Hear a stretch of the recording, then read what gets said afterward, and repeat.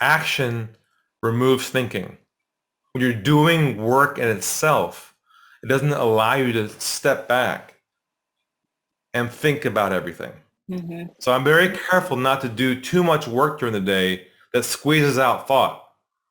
I leave enough time to allow myself to think about where all this is going. Let's learn how our next guest gets up, dress up, and show up on purpose. Enjoy the episode.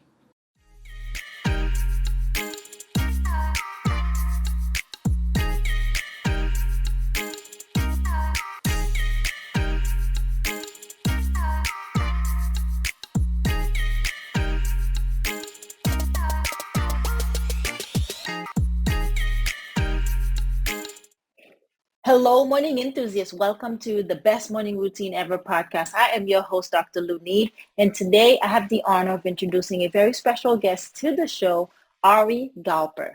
Ari has been featured in CEO Magazine, Forbes, Inc. Magazine, Sky News, and the Australian Financial Review. And he has created a unique and different sales approach based on trust, integrity, and he calls it Unlock the Game. It is specifically for business owners, consultants, and sales professionals who struggle, like every one of us, right, to convert potential clients into paid clients. So his big lessons today is to show us how to make the sale, convert it, and you know what? Let's jump right into it. With no further ado, Ari, welcome to the show. Thank you. Thank you for having me. Appreciate it. Looking forward to it. Yes, it's my pleasure. Thank you for taking the time. I really love a hero's journey. So tell us about your path here so far. Yeah, so basically I specialize in a field called trust-based selling, Mhm. which is how to help people sell with trust to grow their businesses without having to compromise their integrity and sell the old way, chasing people, following up, chasing ghosts and all that we all hate. And I really spent 20 years working on this. It's called trust-based selling. And I'm originally from California. I now live in Australia, in Sydney, Australia. I met my wife on a dating site 20 years ago and moved out here, been here ever since. Mhm. And I've been focusing specifically on helping people build trust in their sales process to grow their business. And been really building the business around helping people grow their business, but doing it in a way where they feel comfortable, where they don't have to kind of do things they don't want to do around selling and redefining it in a different way. That's kind of the story behind it. Yeah, no, absolutely. And I know sailing can be a challenge because I'm actually just reading the book by Zig Ziglar called Sales to Growth, I think it's called. And it talks about how it's the most profitable job to be part of. Yet so many of us get our heinies kicked and get rejected over and over again because we don't know that it's an art and a science. We don't know how to approach it. So tell us about the method Unlock the Game and how we can actually navigate this world. Sure. The whole concept is it's a mindset shift, meaning you don't think about the sale. You don't focus on your goal. You focus 100% on their problem. You basically let go of your own agenda and you help them focus on their problem. And I got this from my son, Toby. When he was born, we were told that he had Down syndrome. And at first, we didn't realize we had a gift we had in our hands. If you know someone who has Down syndrome, you know they're beautiful people. They have no Hmm. hidden agenda. They're full of love. They're transparent. And I learned from him how to help my clients be like that in their sales process, where you're basically like a doctor and a patient. You're diagnosing their problems. So the way we teach, the way we sell, the people sell is we do it in a way that's all about creating trust with people, not focusing on the sale. Now it sounds so ironic because it's so contrarian because we think that our goal is to make the sale. Well, it turns out if your goal is to build trust with people, then the sale happens on its own. You don't have to force it through the process. That's how we make it enjoyable, relaxed, and authentic by not trying to create something that's artificial. How do we build that rapport? Because a lot of it has to be done on the first, 15 to 20 minutes to kind of get each other comfortable. Walk us through that process. Sure. So let's assume for a moment, well, let me give you a couple examples. Let's say, for instance, you're having a first call with somebody over the phone and good chemistry, good opportunity, could be good for your company. The call is going well, call comes to a close. Normally we say things like what? We say, Great. How about we move forward, have a cup of coffee, next step. See, we're conditioned to move things towards the sale. But what happens if you try and move things forward and they aren't ready yet? What breaks with them right there in the process early on? If you try and pull them through, you break trust, right? Yeah. So same scenario, but our mindset and our language and our approach. Call is going well, good chemistry, call comes to an end. Rather than saying, hey, how about we move forward? What we say instead is we say, where do you think we should go from here? Put it on their court. Where do you think we should go from here? Now, usually when you tell someone this, they're usually in a state of shock. They can't believe someone asked them what they want to do. Right. This is unheard of. And what's interesting about this is when you tell it to someone, they usually say things like, I've got one more question. What about this? You know what comes out? The truth. And that's your goal. Your goal with our process is to get to the truth of what the other person is thinking. So you're not caught up in playing games with them with which is not true, with things that are not true. And that's the goal here is how can you build that trust at the beginning based on how you handle them, what you say to them, to send the message to them that you are not like everybody else. You're here to help them, not to make the sale. Yeah, I like that approach and asking that open-ended question, also giving them the autonomy, putting them back in control and in power so that they feel like when they make that decision that it was the right one to make. There was no second guessing or doubting at the end. Because a lot of people will say yes out of fear and then change their minds later or don't show up for the actual follow-up. That's the bane. That's the bane of everyone's problem now. They're chasing what I call ghosts. Ghosts, people who say I'm interested, but don't show up. They get their voicemail, email. They can't get a hold of them. They're like, what happened? We had a great conversation. Yeah. They're perfect for me. Now they're gone. What happened? What happened was you didn't know how to create trust with them from the beginning. So my whole premise is the sale is lost at the beginning of the process and not at the end of the process. Yeah, it'll be a lot easier to close once you establish trust. How much of this or your method incorporates Never Split the Difference, right? The negotiating book. Have you read that one by, what is his name? His name eludes me now. But you know the book I'm referring to. Yeah, I haven't read it, but I heard about it, yeah. Okay, so it talks about negotiation skills and what the questions that you should and should not ask. And one of them is, how can I do this?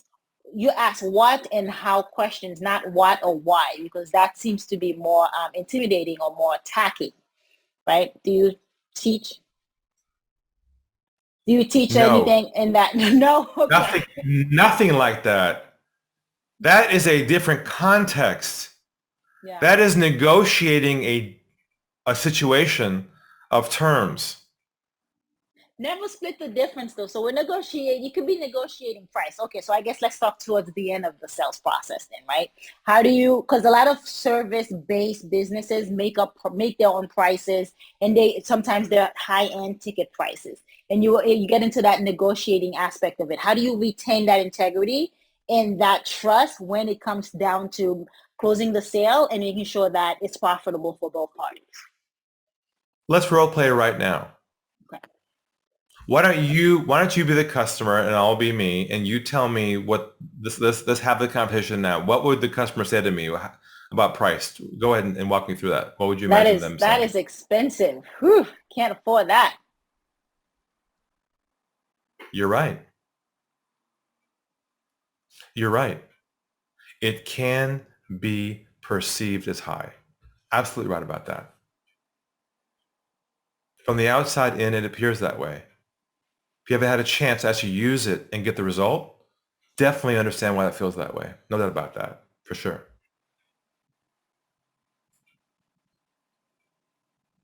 I like that spin. I like that spin again, bringing it back. I'm not done. There's some more here. Okay.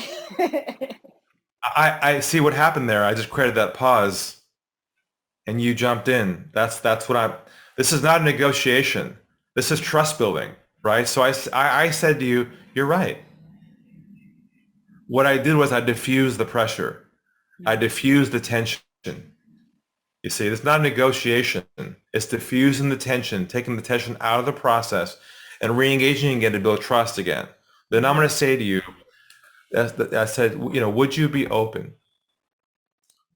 to us relooking at this again from a different perspective to see if we can build a business case for this so it makes sense for you? Would you be open to that? I would be. Great. Okay, so add a role play for a second. It's a bit different. Yeah. Quite very, very different. Yeah. And then that can work also for objections. Right? Anyone. Absolutely. Yeah. Well, throw me an objection right now that you imagine your business. What do you hear a lot as objection? I need to talk to my husband. That's not a problem. That's fine. Makes a lot of sense. I agree with you. You should. I'm just curious. When you talk to your husband, what questions or concerns do you think he might have about this? I'm just curious.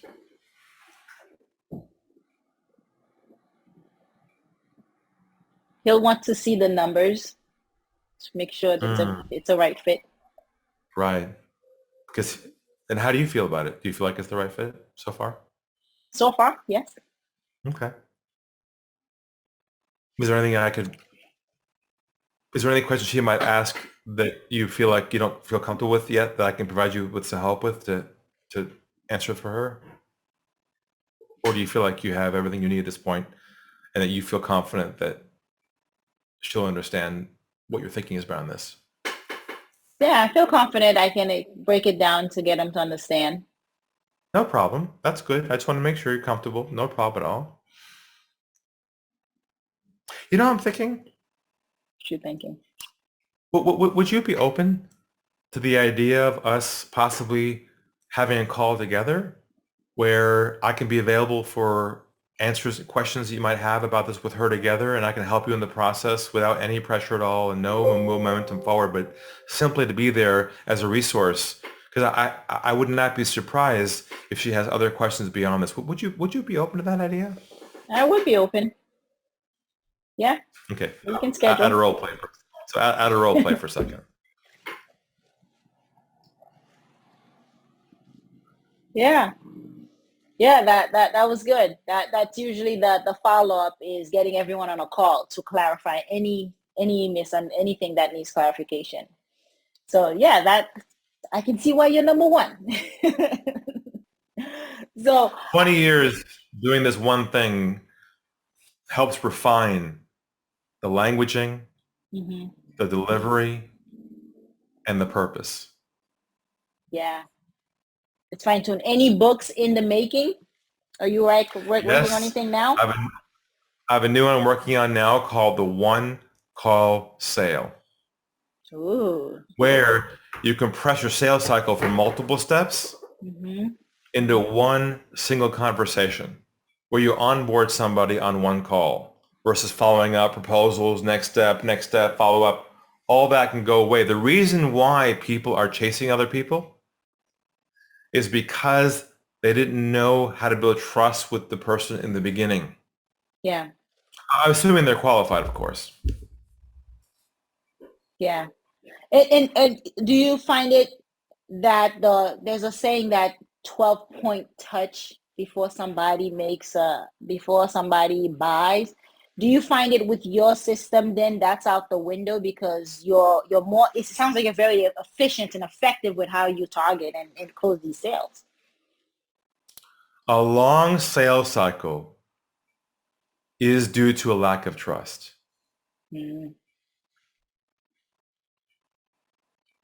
That checks out. Why is there multiple steps? Yeah. Because they weren't comfortable. telling you yes or no. This 12-step thing is like the dumbest thing in the world. Look at the premise of the question. The source of the problem is they weren't comfortable enough in the beginning telling you the truth. Because something along the way didn't give them signals to tell you the truth. Yeah. And can your website portray this? Can your website help in this trust building process? Can your social media presence help in that buildup? Oh, definitely. There's some pre-marketing positioning you can do to make that initial call a lot easier. Mm-hmm. And that goes to your messaging and your marketing being not about your solution, but being about the problem you help people solve. See, we live in a commoditized world right now, a world where everything looks the same. Consultant to consultant, accountant to accountant. The market can't differentiate between you and someone else that does what you do. Impossible. Right, yeah. Because they don't know you well enough. So the way you differentiate your business and become what I call a category of one is to become what I call a trusted authority. And a trusted authority is the person who best articulates the client's problem to themselves. Right. They read this and says, "Oh, that's me." How she get in my head? You finish the conversation in their head. She gets me. Yeah. She had me at hello. Stop getting cheesy, Ari.